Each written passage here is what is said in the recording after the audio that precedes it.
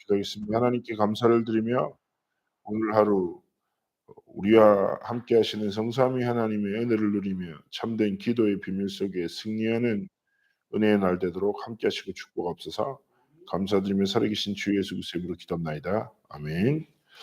우리 함께 고린도후서 5장 17절 보시겠습니다.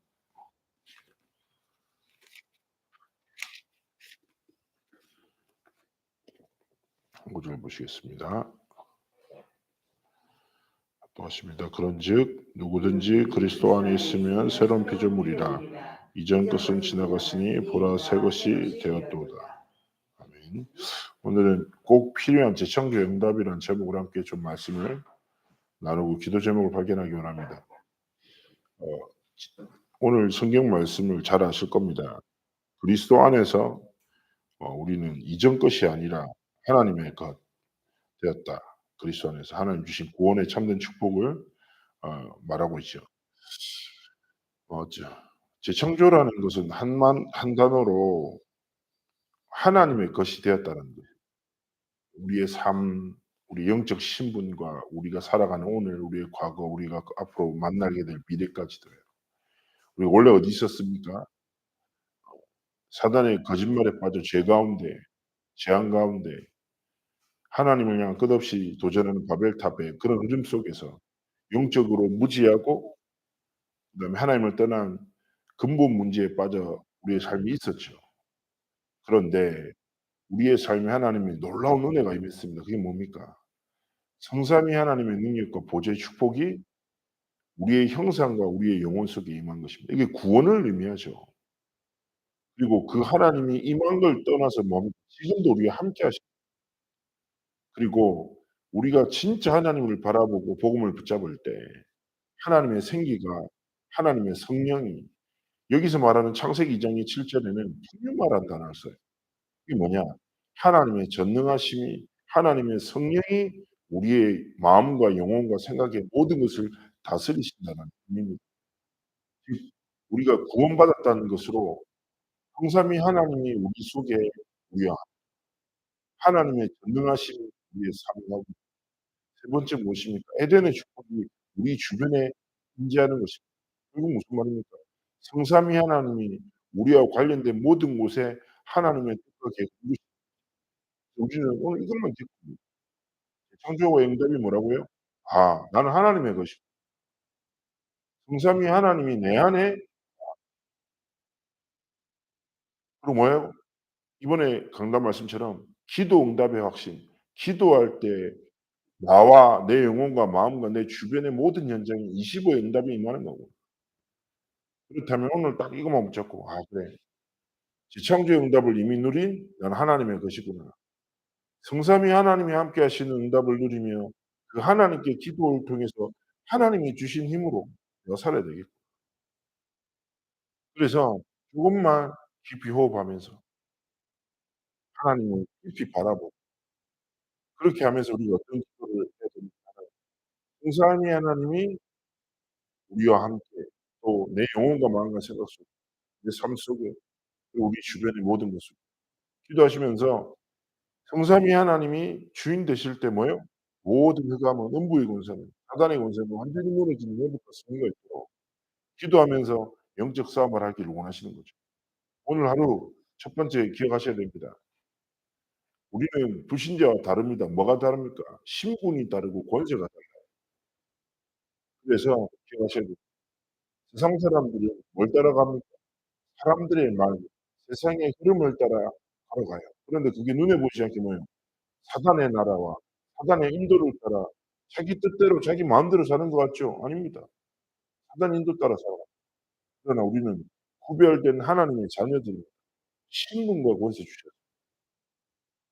하나님이 자녀의 축복을 누리며 말씀 붙잡을 때 성령께서 우리의 삶을 인도하시죠. 그래서 우리는 거룩함으로 살아가야 거룩함이 무엇입니까? 복음으로 살아야 돼요. 하나님의 뜻대로 살아야 됩니다.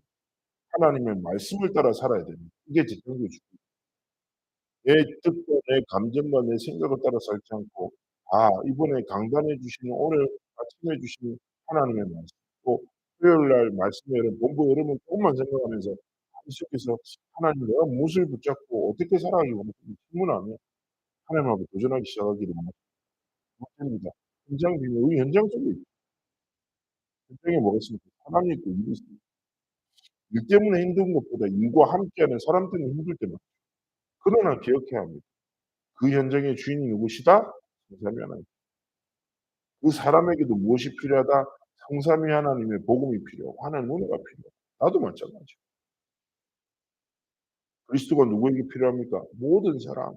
그리스도가 어디에 필요합니까? 모든 곳에 필요합니다. 하나님의 나라가 어디에 임해야 됩니까? 우리 가정과 내 삶만 아니요. 모든 현장에. 하나님이 내게 주신 현장에 딱 가서 오늘 기도하십시오.